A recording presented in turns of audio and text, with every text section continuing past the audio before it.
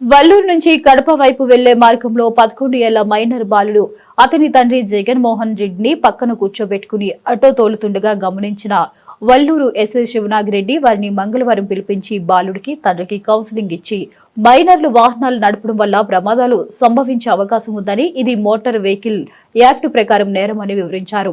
Motor vehicle చట్టంలోని section 180, 181 కింద తండ్రికి జరిమానా విధించారు. అలాగే 18 సంవత్సరాలు నిండిన తర్వాత డ్రైవింగ్ లైసెన్స్ తీసుకుని వాహనాలు నడపాలని సూచించారు. తల్లిదండ్రులు నిర్లక్ష్యం చేయరాదని హెచ్చరించారు.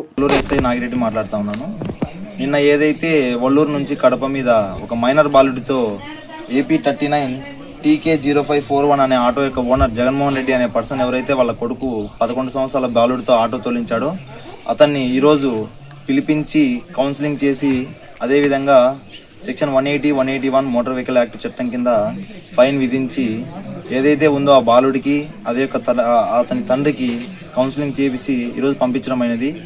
ఇతను ఒక్కడే కాదు, ఎవరైతే తల్లిదండ్రులు మైనర్ పిల్లలతో ఈ విధంగా బండి వాళ్ళ పిల్లలకి అందించి డ్రైవింగ్ చేపిస్తారో వాళ్ళకి ఖచ్చితంగా సెక్షన్ 180, 181 MV యాక్ట్ కింద చలానా దగ్గర 10,000 దాకా చలానా ఉంటుంది. అలాగే ఇంకా అది సరిపోనప్పుడు ఇంకా దానివల్ల ఏమన్నా యాక్సిడెంట్ జరిగితే సెక్షన్ 106 BNS కింద కేసు నమోదు చేయడం జరుగుతుంది. ఈ విధంగా ర్యాషన్ నెగ్లిజెన్స్గా పిల్లలకి బండ్లు ఇచ్చి చేసిన తల్లిదండ్రులకు ఫస్ట్ టైం అయితే ఫైన్, నెక్స్ట్ టైం అయితే ఇంప్రిజన్మెంట్ కూడా ఉంటుందని అందరికి తెలియజేస్తున్నా.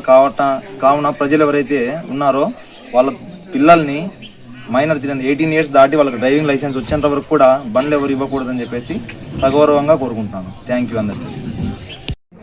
ఈరోజు ఎస్ఐ సార్ చెప్పినట్టు పిల్లలకు ఎటువంటి బైక్ కానీ ఆటోలు కానీ ఇవ్వకూడదు. వాళ్ళ ప్రాణాలతో చెలగాటం ఆడడం తప్పు.